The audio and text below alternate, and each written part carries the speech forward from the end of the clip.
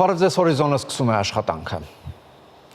Հունվարի 1-ից ուժի մեջ է մտել բարձր տեխնոլոգիաների ոլորտի պետական աջակցության մասին օրենքը։ Կառավարության այսօրվա նիստին նախարար Մխիթար Հայրապետյանը ներկայացրել է այդ օրենքի շրջանակում իրականացվող 7-ամյա ծրագրի վերաբերյալ մանրամասներ։ Նախատեսված է երկու հիմնական գործիք, ընդհանրական գործիք, առաջին աջակցության ծրագրերն են, այստեղ 3 հիմնական ուղղություն է վերցրել կառավարությունը 7 տարիների համար, մասնավորապես այն ընկերությունները, որտեղ աշխատանքային միգրանտներ կներգրավվեն կամ ներգրավված կլինեն 2022-ի մարտի 1-ից յուրաքանչյուրի մասով եկամտահարկի 60%-ի չափով աջակցություն կստանան տվյալ ընկերությունները, նոր աշխատաշուկա մուտք գործող աշխատակիցների մասով կրկին 60%-ի չափով եկամտահարկի 60%-ի չափով աջակցություն կստանան ընկերությունները, այստեղ հիմնականում մենք թիրախավորել ենք բուհը ավարտող երիտասարդ տաղանդների կադրերի մուտքը, ինչպես նաև վերամասնագիտացված, վերապրոֆիլավորում անցած մասնագետների մուտքի պարագայում ենք նման աջակցություն սահմանում եւ երրորդ ուղղությունը մասնագիտական վերապատրաստման, ուրեմն կրթական ծրագրերի միջոցով վերապատրաստվող աշխատակիցների մասով կրկին ընկերությունները արդեն 50%-ի չափով եկամտահարկի աջակցություն են ստանալու։ Եթե նախկին տարիներին կառավարությունը հիմնականում թիրախավորում էր ՏՏ ոլորտը, այսինքն հիմնականում ուրեմն տնտեսական գործունեության դասակարգչի, որի մեջ հիմնականում մտնում էին ծրագրային ապահովում, համակարգչային ծրագրերի մշակում, տվյալների հետ աշխատանք, ապա այս օրենքի հիմքում դրված է մենք փորձել ենք նաև միջազգային փորձը եւ ստանդարտները հաշվի առնելով փորձել ենք առաջին անգամ նաև ձևակերպել սահմանել բարձր տեխնոլոգիաները, որոնք են եւ այս ծրագրի հիմքում դրել ենք ոչ միայն ՏՏ ոլորտը, այլև իսկապես բարձր տեխնոլոգիական արդյունաբերության ոլորտը, այսինքն հրավիրեց աշխատող 60%, առաջին անգամ աշխատանքի մտնող 60%, իր հիմնարկում աշխատողներին 50% եկամտային հարկի վերադարձենք, շատ լավ, հաջորդ փուլով, հաջորդ թիվ։ Շրջանառության հարկի 1% դրույքաչափ 5%-ի փոխարեն։ Սա խոսքը վերաբերվում է կոնկրետ ոլորտների, ձեր նշած ոլորտների շրջանառության հարկի դաշտում աշխատող ընկերությունների։ Այո։ Այսինքն մենք իրենց հարկային բեռը նվազեցնում ենք 5%-ից դարձնում 1%, բայց սա վերաբերում է շրջանառության հարկով աշխատող։ Այո, այո։ R&D ներգրաված անձնակազմի եկամտային հարկը 20%-ի փոխարեն սահմանում ենք 10%։ Մասնագիտական աշխատող անձնակազմին վճարվող աշխատավարձի 200%-ի չափով շահութահարկով հարկման նպատակով համախառն եկամուտը հավելյալ նվազեցնելու հնարավորություն, բայց ոչ ավել, քան հարկման բազայի 50%-ը։ Այսինքն, եթե այսպես ասած մասնագիտական աշխատանք կատարող, այսինքն տեխնոլոգիական ոլորտում աշխատողներին վճարող աշխատավարձի ֆոնդի 200%-ի չափով, հնարավորություն ենք տալիս, որ շահութահարկի հարկման բազան նվազեցնի, այսինքն սրանով մենք շահագրգռում ենք, որպեսզի այդ ուղղությամբ ներդրումներ անի։ Պաշտպանության նախարար Սուրեն Պապիկյանն ընդունել է Հայաստանում Նիդերլանդների թագավորության արտակարգ եւ լիազոր դեսպանին ու պաշտպանության հարցերով կցորդին։ Հանդիպման ընթացքում քննարկվել են պաշտպանության բնագավառում Հայաստանի եւ Նիդերլանդների միջև համագործակցության հնարավորություններին վերաբերող հարցեր, մասնավորապես Մյունխենում փետրվարի 15-ին Նիդերլանդների պաշտպանության նախարարի հետ հանդիպման ընթացքում ձեռք բերված պայմանավորվածությունների շրջանակում քննարկվել են նաեւ տարածաշրջանային ու միջազգային անվտանգությանն առնչվող հարցեր։ Միջազգային իրավական հարցերով Հայաստանի Հանրապետության ներկայացուցիչ գրասենյակը հայտարարություն է տարածել, որում մասնավորապես ասվում է, մեջբերում եմ, Եղիշե Կիրակոսյանը ամիսներ առաջ ձեռք բերված պայմանավորվածությամբ սեփական դիմումի համաձայն ազատվելու է պաշտոնից, սակայն գրասենյակի աշխատակիցների զանգվածային ազատման վերաբերյալ ԶԼՄ-ներում տեղ գտած տեղեկությունները չեն համապատասխանում իրականությանը։ Գրասենյակը բնականon հունով շարունակում է իր գործառույթների իրականացումը։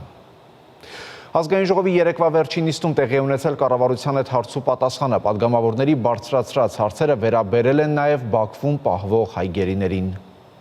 տևական ժամանակ է Հայաստանի Հանրությանը մեղմ ասած անհանգստացնում են այն կադրերը, որոնք տեսնում ենք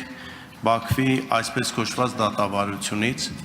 Վերջին կադրերը ավելի մտահոգիչ էին, ակնհայտ գոնե տեսողական մակարդակով բռնության հետքեր կային այն մարդկանց վրա, որոնք պայքարել են միջազգային հանրության կողմից արձանագրված մի սկզբունքի, ազգերի ինքնորոշման իրավունքի իրացման համար։ Հայաստանի դիվանագիտական կորպուսը իրականում ինչ է անում այս խայտառակությանը վերջ տալու, միջազգային հանրության, թեև հասկանում եմ այս բարդ ժամանակահատվածում, այս խայտառակությանը միջազգային հանրության հայացքը ուղղելու համար։ Հստակ գնահատական ենք տվել եւ ասել եմ, որ Բաքվում տեղի ունեցող դատավարությունների համատեքստում ես ասել եմ, որ մենք ունենք ինֆորմացիա եւ այդ ինֆորմացիան հիմա արդեն երևում է ակնհայտ, որ օգտագործվում են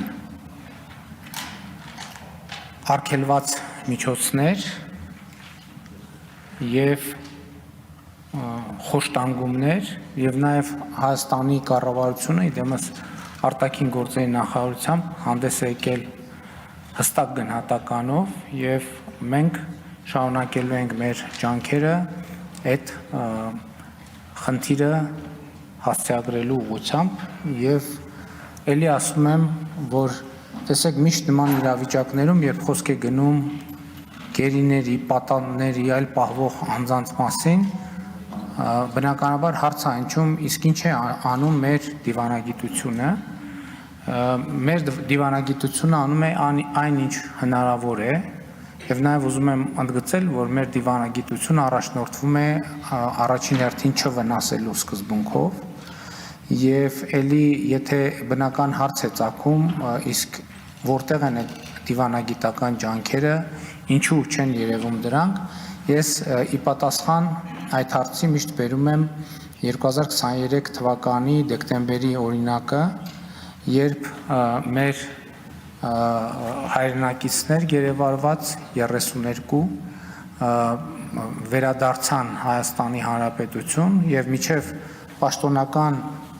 հայտարարության վերջին վարկյանը մենք երբեք չենք ասել կամ որևէ մանրամասն չենք բացահայտել, այդ թվում են պատճառով, որ համոզված ենք եղել, որ նման մանրամասների բացահայտումը նաև կզրոյացնի նախկինում գործադրված ջանքերը եւ դրանց արդյունավետ լինելու հավանականությունը։ Եվ այդ առումով ելի ուզում եմ ասել, մեր գնահատականը հստակ է, որ արգելված միջոցներով, այդ թվում ֆիզիկական, հոգեբանական, ճնշման գործիքներով, մեր ունեցած որոշ տեղեկություններով, այլ արգելված միջոցներով տեղի ունենում արգելված ներգործություն եւ դա բնականաբար անընդունելի է մեզ համար։ Շատ հստակ, բացի հայտարարությունը, ինչ եք անում Հայաստանի Հանրապետության քաղաքացիներին, ովքեր խոշտանգվում են այն երկրի բանտում, որի հետ դուք պատրաստվում եք խաղաղության պայմանագիր ստորագրել, հաստատել հարաբերություններ, հայրենիք վերադարձնելու ուղղությամբ։ Քանի որ հարցը ավարտեցիք, այդպես ես սկսեմ այդտեղից։ Տեսեք, երբ որ դուք ասում եք այն երկրի բանտերում, որի հետ մենք պատրաստվում ենք խաղաղության պայմանագիր ստորագրել։ Օրինակ խաղաղության պայմանագրի ստորագրման ուղղությամբ գործադրվող ջանքերը մեկն են այն գործողություններից, որը հայտարարություններից անդին կարող է եւ մեծ հավանականությամբ նպաստ կբերի այդ ձեր ասած խնդրի եւ մյուս խնդիրների լուծմանը եւ բոլոր խնդիրների լուծմանը։ Բացի հայտարարություններից մենք շարունակում ենք հավատարիմ մնալ խաղաղության օրակարգին, որովհետեւ կարծում ենք որ դա է այն գործողությունը եւ խաղաղության մթնոլորտն է այն գործողությունը, որը կարող է այդ թվում այդ խնդիրը լուծել։ Ձեր կոնկրետ հարցին, ահա այսպիսի շատ կոնկրետ պատասխան։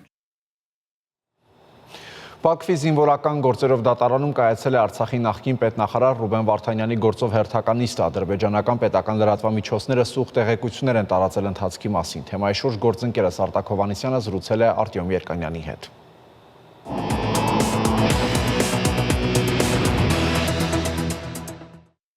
Արդյոք ինչ է հայտնի դատավարության մասին։ Քանի որ ինչպես դու ասացիր, լուսաբանում է այդ միջոցառումը միայն Ադրբեջանի ազերտակ պետական լրատվական գործակալությունը, դժվար է օբյեկտիվ տեղեկություն ստանալ Բաքվից, այնուամենայնիվ որոշ տպավորություն կարող ենք ունենալ եւ որոշ տեղեկություն ունենք։ Մասնավորապես իմացանք, որ այն նիստում եւս Ռուբեն Վարդանյանի փաստաբանը միջնորդել էր հնարավորություն տալ իր պաշտպանյալին դատավարության նյութերին ծանոթանալու համար ժամանակ հատկացնել եւ պայմաններ ստեղծել։ Մի քանի այլ միջնորդություններ եւս ներկայացրել է։ Մասնավորապես հնարավորություն տալ, որպեսզի գործի քննությանը մասնակցի նաև Ռուբեն Վարդանյանի միջազգային փաստաբանը, ով Ադրբեջանի քաղաքացի չի հանդիսանում։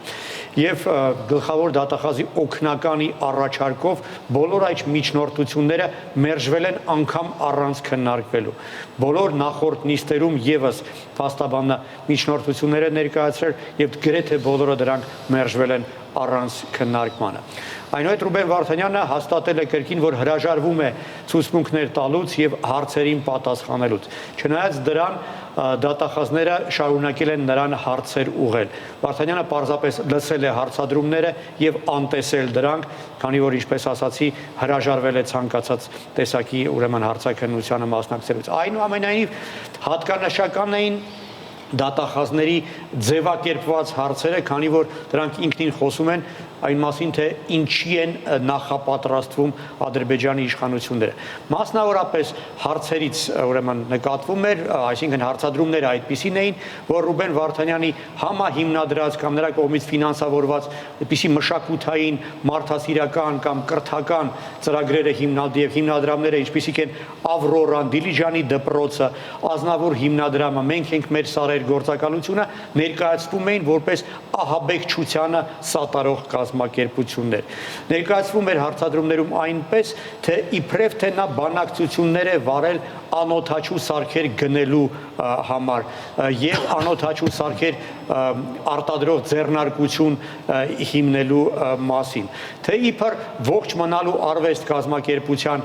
ղեկավար Վովա Վարդանովի հետ քննարկել է դիվերսանտներ պատրաստելու հարցը, թե իբր բանակցություններ է վարել զենիտահրթիռային համակարգեր գնելու եւ այն Արցախ տեղափոխելու հարցը, թե իբր զորավարժություններ է կազմակերպել եւ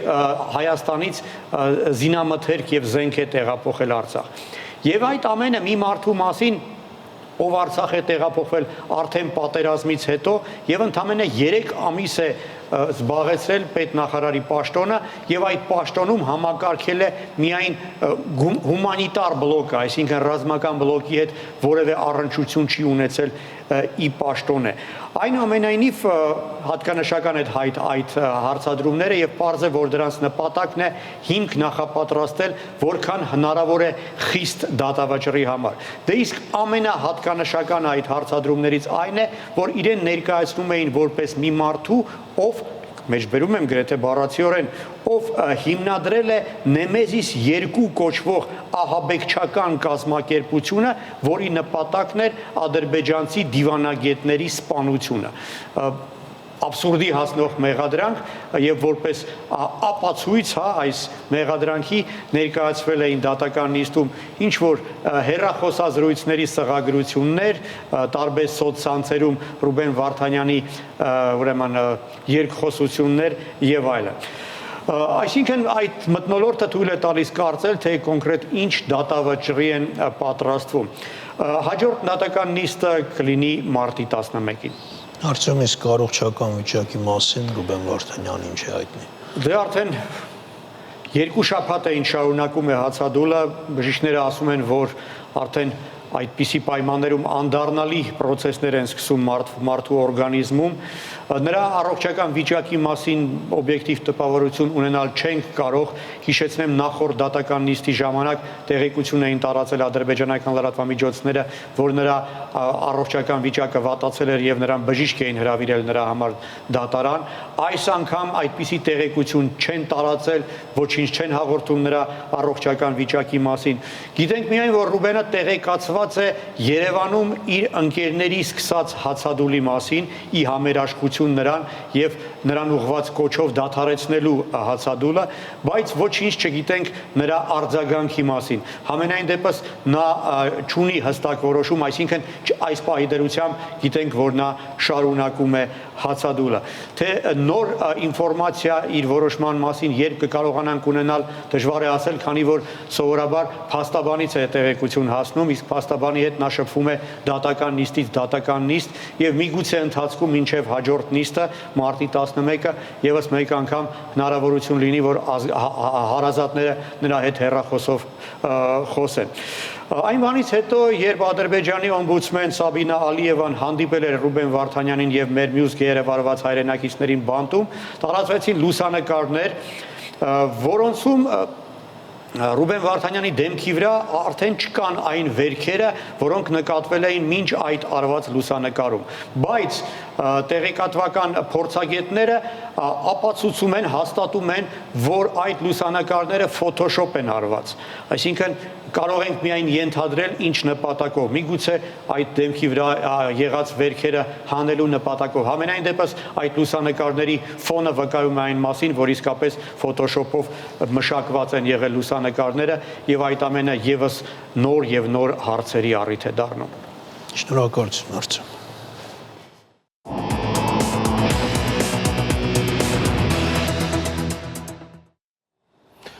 Այսքանն ենք առանձնացրել այս ժամի համար, կհանդիպենք ժամը 15-ին առայժմ։